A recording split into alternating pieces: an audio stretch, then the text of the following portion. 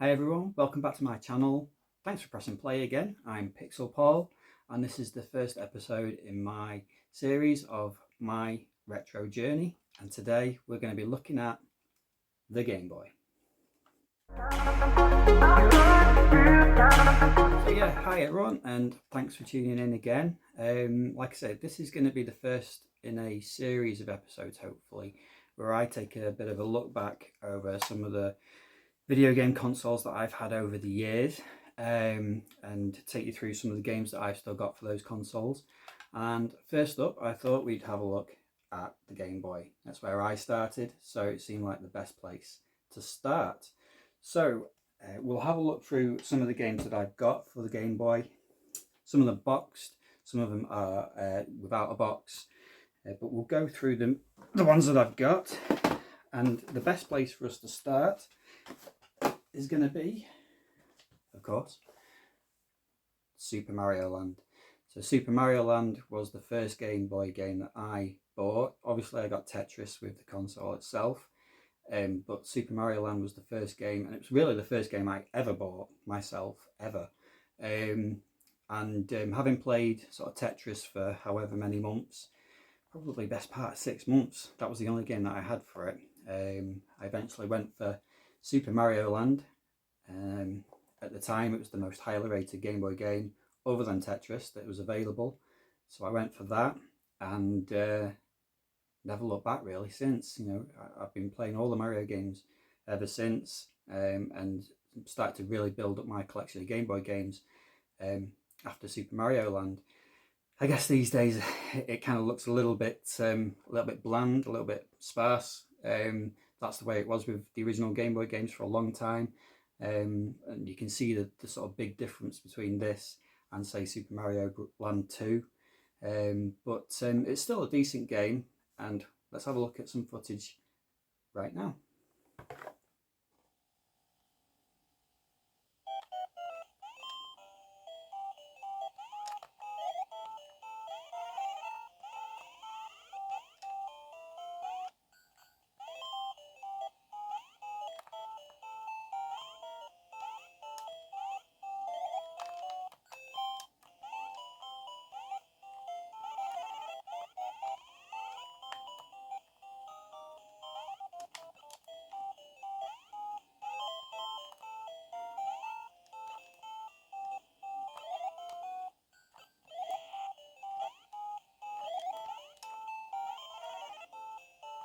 So that was Super Mario Land. Brilliant game, brilliant game. So I thought we'll have a quick look through the rest of my box games.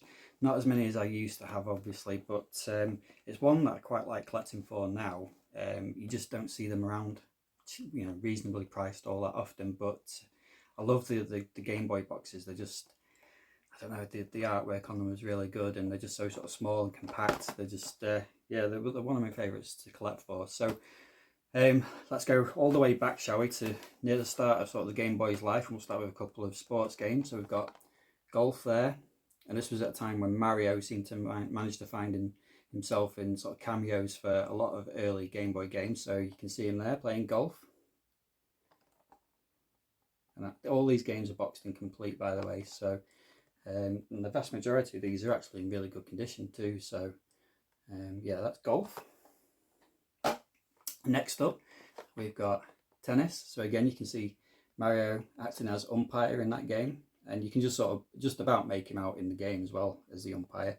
So that tennis game is fairly basic, actually. It's not a bad game at all. At the time, it was really, really good, but it was a little bit basic, and when you play it now, it feels really sort of slow and a little bit cumbersome. But you get the idea of it still, and again, it's a really early Game Boy game, and you sort of tend to forget that some of these games are 30 years old now. So yeah, tennis, that's another good one. Sort of moving on from staying on the tennis theme, I should say, the next sort of successor to that tennis game was Top Ranking Tennis. Now this was a really good tennis game, actually, a lot quicker. The graphics are much more improved. But yeah, it's a lot quicker, a lot slicker, and just it's a really good game to play. Gets quite difficult as you sort of go up the ranking tables, but yeah, Top Ranking Tennis, that's a good one. So that's the last of the sports games. Another early Game Boy game, and that's Solar Striker. That's a top-down shooter. Again, it's fairly sort of basic. I don't know if you can see that there, but it's quite a basic looking game. Some interesting tunes on it though. It's quite a tuneful little game, but yeah, it's quite sort of basic. But again, it was like an early showcase for what the Game Boy could do, and not a bad game at all. Solar Striker. Next up, we are talking about the 8-bit era here, obviously, and one of the big sort of trends from the 8-bit era and the 16-bit era, of course, was the movie tie-in. Now, there were varying degrees of success with the movie tie-ins. The Game Boy was no different, but obviously it was a lot harder to sort of translate movies into 8-bit Game Boy handheld games. But, you know, a fair few gave it a good go. And there's one or two here. So the first one is Bill and Ted's Excellent Game Boy Adventure. This one has absolutely nothing to do with Bill and Ted. It's like a I don't know, sort of similar to like a almost like Balloon Kid or Manic Miner in a way. It's sort of a platform game where you have to go around one screen and pick up objects and then find your way to the exit. It's as simple as that, but it's quite addictive actually. It's quite a decent game. There's some good little tunes in there again, but absolutely nothing to do with Bill and Ted. Boogers. And a slightly sort of more well-known, possibly, movie tie-in. And this one's not a bad game, but it's kind of very varied. There's sort of platforming elements to it. There's driving elements. There's puzzle elements. It's a bit of a mix of different sort of genres for you know, for a Game Boy game. That's quite impressive, I suppose. But it's T2, Terminator 2, Judgment Day. Some of the early levels, especially the first level, is so detailed and so dark that it's quite hard to play and get past the first level. But once you do, there's, like I say, there's quite a variety of things, quite a variety of missions and levels in this game. So again, you'd struggle to sort of know if it was a Terminator game just by playing it. But no, it's not a bad game, not a bad game at all. So Terminator 2. We'll move on to a couple of sort of more familiar names, more familiar games now. We've got Kirby's Dream Land, which was Kirby's first game. The first game that Kirby appeared in for Nintendo. Kirby's Dream Land. Very sort of similar in a way to Super Mario Land 2 in a way. It's a good game. And a spin-off from Kirby was Kirby's Pinball Land. And pinball was one of the sort of types of games that the Game Boy really sort of lent itself to. There's a couple of decent Game Boy pinball games. Revenge of the Gator is another one, so that's a decent game to get and play. But yeah, that's Kirby's Pinball Land.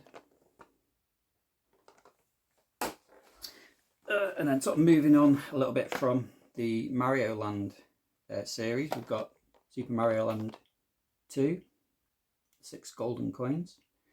And that was a real step up in quality and in the visuals and the sound for that game. It looks more like a Mario game, if you like. But yeah, it's a really good game. I know a lot of people really love Super Mario Land 2. And then the slight oddity of Super Mario Land 3, which, you know, upset a lot of people because it wasn't quite what we were expecting. But Super Mario Land 3 was actually Wario Land. But again, it's not a bad little platformer game. That it's just not quite as good, say, as Super Mario Land 2. Okay, so last couple of boxed games, apart from one which I'm going to keep to the very end because it's my favourite Game Boy game ever. First one is a good one for Halloween coming up soon, Dr. Franken. Now that is a game with some really, really good graphics on it. The only problem with it is that it's so detailed that the blur, which is a big problem on the Game Boy, it always was, the blurring of the screen when the main character sort of moves around is really pretty horrendous, which is a shame really, because like I say, it's a really decent looking game, and it's a good game overall as well.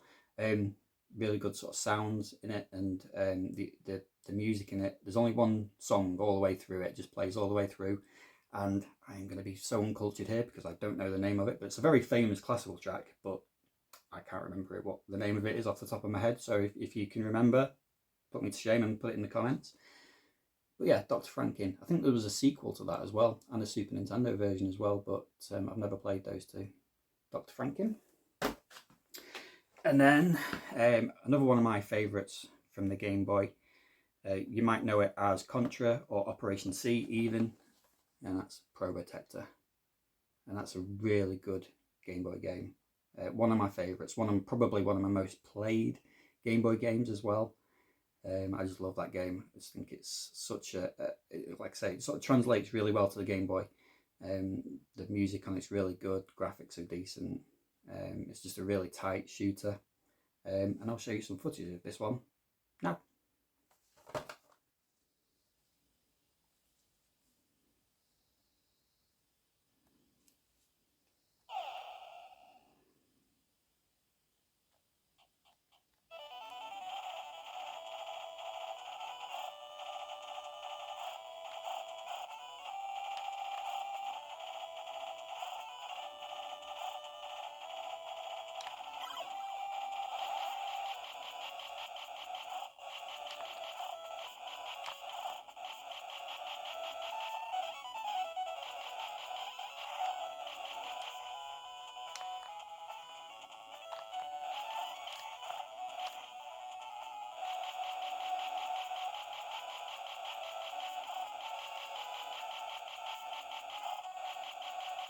So that was Probotector on the Game Boy. So up next, I thought I'd show you through some of the games that I've got just cartridge only. I've got the plastic boxes for them, but I've took them all out so we can have a closer look at the actual cartridges themselves. And I've got quite a few here, so I'll race through these relatively quickly. Revenge of the Gator, there we go. You see that? Mentioned that before. Pinball game, good one. Nemesis from Konami, part of the Gradius series, but that's a really good game. Got Tetris, of course, standard. Fortified Zone, that was actually my third game I bought, I think. Or yeah, I might actually have bought that one after Super Mario Land. So that was quite an early game. It's not the best though. It was a little bit disappointing, I must admit. I think there's only 4 levels in it, and it's not bad, but just so-so. Quite a famous game, this one, Turrican. Doesn't translate particularly well to the Game Boy, this one. There's so much going on, so many little enemies flying around the screen. It doesn't translate very well. Fact fans, the Universal Soldier Game Boy game is actually just a rebuilt version of Turrican. There you go. Missile Command, one for John Connor, Terminator 2. He loves a bit of Missile Command. We've got 2 big ones here. Metroid 2. A lot of people don't like Metroid 2. I quite like it. It's quite atmospheric. Really gives you a sense of sort of being alone and in like a really odd world and map. But yeah, Metroid 2, Return of Samus. Castlevania Adventure. Again, one of my sort of early Game Boy games, that one. Good game, but it slows down horrendously sometimes, that one. When there's like 2 sprites on the screen at the same time, or 2 or 3 sprites. Get some real slowdown on that game, unfortunately. Some more here. We've got Lemmings. Again, not the easiest game to play on the Game Boy, that one. Chessmaster, which I think was actually deleted in the UK at one point. It was hard to get. We've got Super RC Pro-Am. That's a good little game with remote control cars. Motocross Maniacs, another one of my favourites. That's like a side racing game where you do stunts on a bike. That's a good one, Motocross Maniacs. Super Hunchback. It's a bit of an oddball platforming game. Not bad though. Dr. Mario, of course. Blades of Steel, ice hockey game. Castellion. It's a weird tower puzzle game. Bure Fighter. That's a decent game. It's a weird kind of, it is a side-scrolling shooter where you sort of float around the maps. You'd have to, it's hard to explain it actually. It's a good one. Decent game, that one. Some weird sound effects in that game though. And then the last one, again, one of my faves, another movie tie-in. I actually prefer this version of it to the NES version, and that is Batman. 1989's Batman. That's a really good game. Let's have a quick look at that one.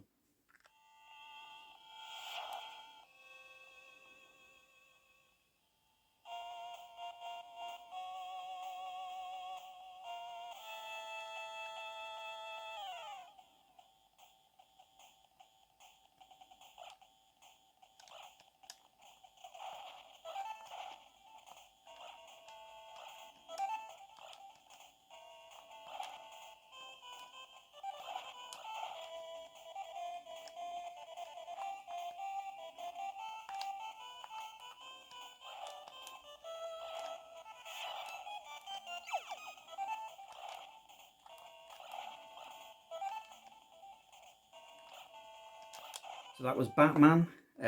So we're down to the final Game Boy game. I thought I'd save the best one to last. Certainly my favourite. It's actually my favourite from this series as well. I know there's a lot of good games in this series, but for some reason I've got a lot of nostalgia for this game. I love the remake which came out on the Switch. I thought that was really good. But there's just something about this game on on the Game Boy. It just I just love it. The music, I like the sort of story, the graphics are really good for the Game Boy, and it is of course The Legend of Zelda: Link's Awakening. Just such a really good game. This is my original copy. I've just noticed actually that there is a bit of a bash, which is a bit of a shame. I'm not sure when that happened, but it happens, doesn't it? Cardboard boxes, Nintendo games. There's the cartridge for it. I don't know if you can see that. I've left it in the box. But yeah, so that's my sort of favourite Game Boy game, original Game Boy game. It is probably my favourite Zelda game. Certainly the one I've played the most anyway. Let's have a quick look at it.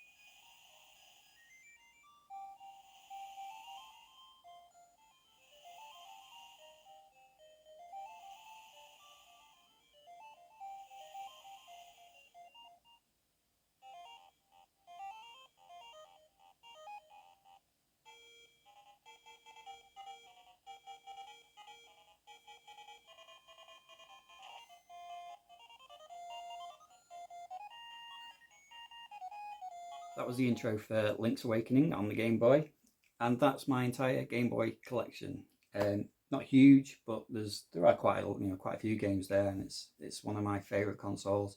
The first console I had, so I have a lot of nostalgia for that for the Game Boy.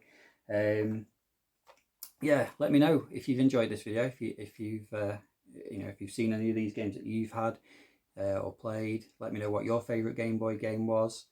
Do you still have your original Game Boy? Yeah, drop any comments down below. If you've liked the video, if you'd kindly subscribe and drop us a like on this one, and I'll see you for the next episode. Thanks everyone for watching. See ya.